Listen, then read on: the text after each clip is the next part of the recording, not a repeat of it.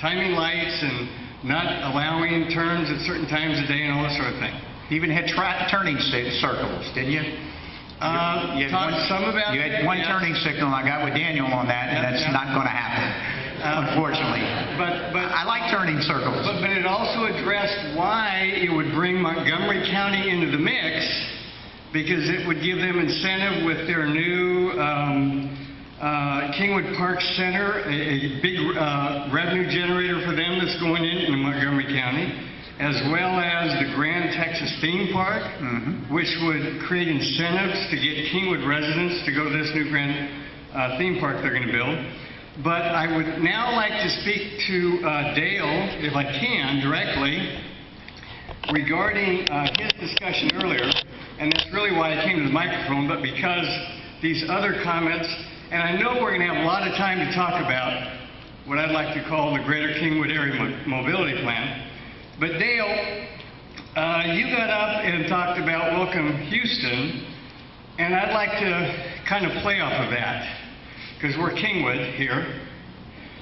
And when we got annexed a while back, and I'd like to go back to that time frame, we didn't have city services for 3 years. And when you called it Rebuild Houston, we've not seen much of that here. And we're still not seeing it. So we pay city taxes and drainage fees. We don't see much street improvement. And in deference to our fine captain, Captain May, and Dwayne, we don't see the same protection, police protection, that we had before we were annexed. We don't see the same fire protection. In fact, before we were annexed years ago, I was a Kingwood volunteer fireman. We had our own EMS service. We don't have the same level of EMS protection, the same level of fire protection, but yet we're paying for city services and we don't have the same level of city protection. Police, fire, EMS, that we used to have. And now we get slapped by the city of Houston with more taxes, and you showed us these fancy charts, and we're paying for pothole repair. You know what we get for pothole repair now? We get some gunk thrown down and some gravel thrown on top of it, and that's our street repair. And now our councilman gets us onto a program to maybe get some mobility for Kingwood, finally, and we have to go through, what's it called? Public Works and Engineering Department. Now we've got to sit back and hope that the plan that our councilman is going to let these citizens of the city of Houston / Kingwood put together through the TIRZA and Mr. Gunda's corporation come up with. We're gonna now present to you what we think we want to have done, and we've got to rely on the city of Houston to put it to agree to what we want. Is that correct? So, okay, just in response to streets and drainage and the rebuild Houston. Can you hear me, sir? Yeah. Just put a line up. I'm sorry if I took so long.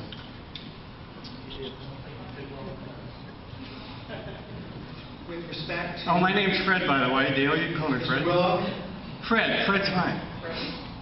with respect to the Rebuild Houston, it is a whole new initiative voted on by the residents of the city of Houston. Not me. Okay. However, it was voted on by the city voters within the city of Houston. It is in our charter.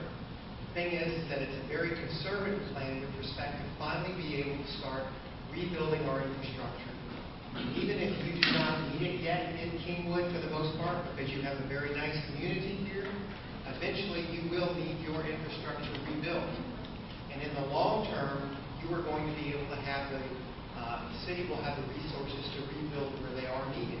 However, Yeah, monies are I'll be coming. underground by then.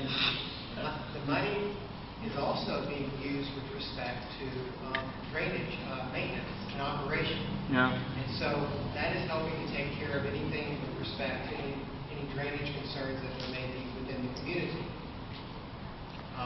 All I can say is with respect to Rebuild Houston is that Kingwood is poised that when it does, the infrastructure does wear out, and I'll point back to what I said, Houston has been putting about 30% into what they should have based on the service life of the infrastructure. Okay, sir, I'm not... Fred, let's do this. If you don't, one more question. We're never going to, the genie's out of the bottle, we're never going to de-annex Kingwood. So what I'm going to do is we're going to try the best that we can to move forward and to keep tax dollars and do the best thing we can. We appreciate your mobility plan. I thought you had some great ideas in there. The city is going to dedicate some money to us. And bottom line is it's going to be our decision to take that money and to do some of the things that the plan will recommend, or to say, no, we don't want to do it. Dave, all I was looking for Dale to say is that he would go away from this meeting and say to us, this community, that he would be our advocate at City Hall. That's all I was looking for him to say. Will you? He did that. That's not going to happen. Will you be our advocate for us at City Hall? There are terraces, there are special districts throughout this city. Will you be our advocate for us at City Hall? I will be the advocate for all residents of the city. Thanks. And it's my responsibility, along with the other 5 council members, and Councilmember Jack Christie, raise your hand. We have 4 of the at-large council members sitting here. It's our responsibility to make sure we do the best job we can to represent the views of Kingwood. Dave Martin, Jack Christie, Brad Bradford, David Robinson, Michael Kubash, and we're going to do, and also Stephen Costello. We're going to do the best job that we can to make sure that we represent your views and do this thing the right way. And I think that's what we all hope for. At the end of the day, is we do it the right way, we have full transparency in the process, and we make a good decision. But I don't want to go to a meeting and have a presentation and have some guy yell at me in the back of the room, "Fix the potholes!" And we're trying to fix the potholes. We're trying to put together a comprehensive plan that we're going to think is going to be a nice plan that fixes potholes and addresses some of the things that we have. Maybe we just do turning lanes. Maybe we don't go from 4 lanes to 6 lanes. Maybe we just look at North Park. But we got to have the options to look at. And that's part of why this is going to be directed by the TERS and the Lake Houston Redevelopment Authority. So, thank you, Fred. Thanks to everyone for coming out. We really appreciate it. I have a suggestion before my question. When you're pointing at the maps, could someone use a laser pointer? Someone mentioned pink. I'm colorblind. All I would see was tan, white. Somebody go back to that slide. And no, I mean, I understand it because I kind of know the area a little bit. But when they mentioned the pink area, I have no idea from pink and gray, actually. Yep. So that's my own fault because I was born that way, and it didn't even keep me out of the Army. So I tried. All right. Anyway, that's okay. That's great.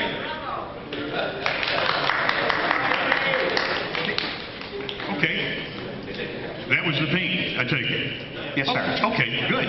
Thank you. Now, what I want to address is North Park. I live in Woodland Hills, and where they're doing the right turn lane into St. Martha's, when they did the left turn lane, it took about 3 weeks too long, and the construction crew left the barrels up when they were through working, so we were all squeezed down into one lane.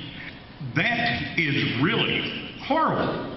If they would take the barrels and put them up where you could utilize 2 lanes, it would be much of a help. And actually, a traffic light at that intersection would really cut down on a lot of accidents or near accidents.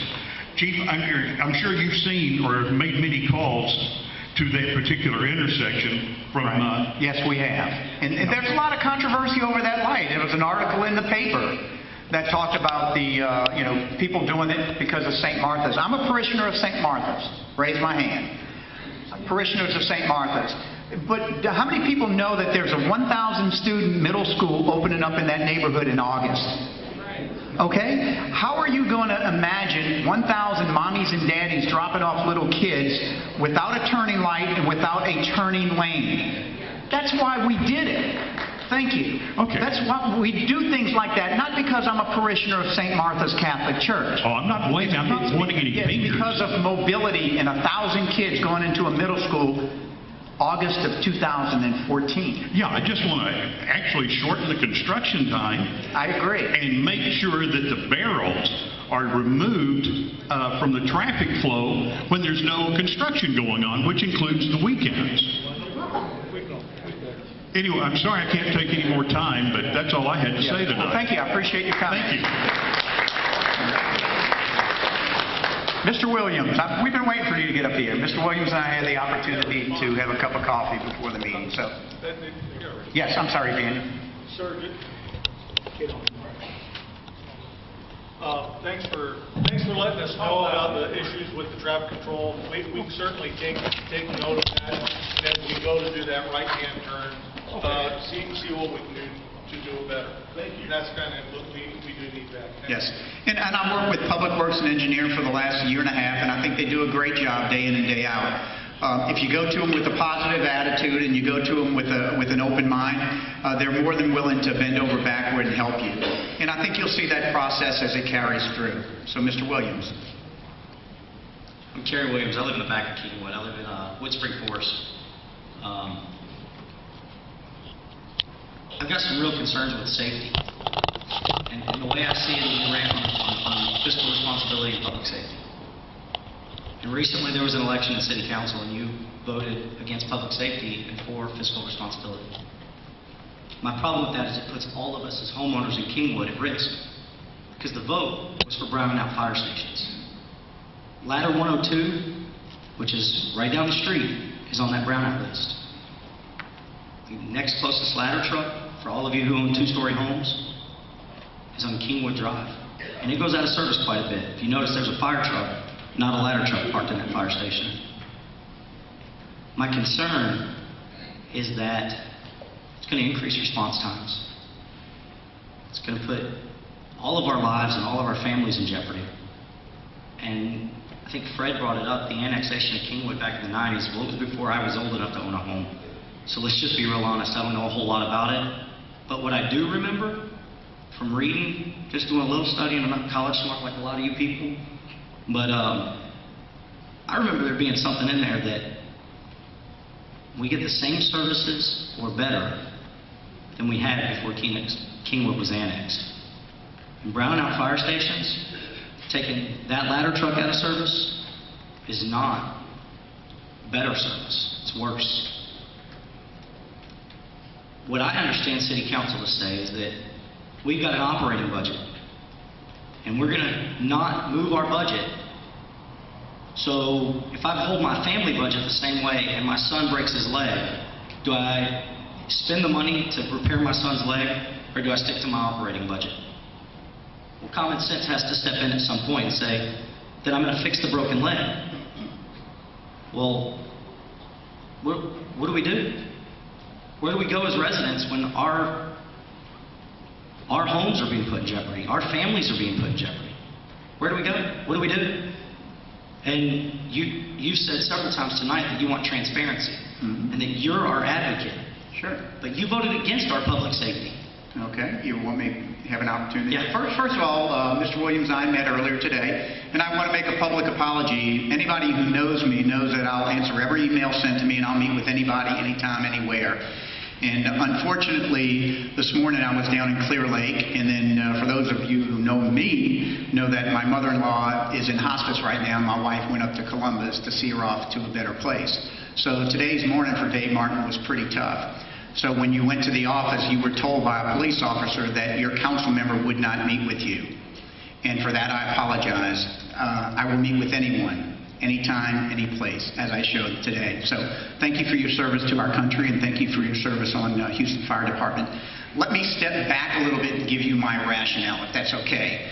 This process started, and maybe one of the council members at large or anybody would like to chime in on this and help me with a different point of view, maybe. Because I know Brad, as ex-chief of police, has a strong point of view on public safety, and I support him. But Councilmember Pennington and I authorized an amendment that when we start the budget process for the city of Houston, we start this in April and May. And the city council has one purpose, and that purpose is to either say yes or no on the budget. We don't get to massage the data. They come to us and we ask them, is that enough to run, in this case, Houston Fire Department? And this started in 2013 around April. Councilmember Pennington and I offered an amendment because when we got the operation dollars from the city of Houston, Mayor Parker stated in there that she would like to spend any excess revenue. So we knew we were in a good economy, and we knew there was going to be creation of excess revenue through ad valorem taxes, property taxes. So we knew they would have a little bit more money. So Councilmember Pennington and I put an amendment forth, which was passed unanimously by City Council, that stated, we have a huge deficit problem in the city of Houston. We spend more than we make. We spend more dollars than we take in, and that has to stop. We don't pay off our obligations to the Houston Fire Department or the Houston Police in the terms of pension, to the tune of $60 million in 2013. So what Councilmember Pennington and I authored and Council passed stated, Mayor Parker, any excess revenues will not be spent. They will go to two things. Either fund balance to save for a rainy day, which in 2015's budget, which we're getting ready to go into, we're expecting a deficit.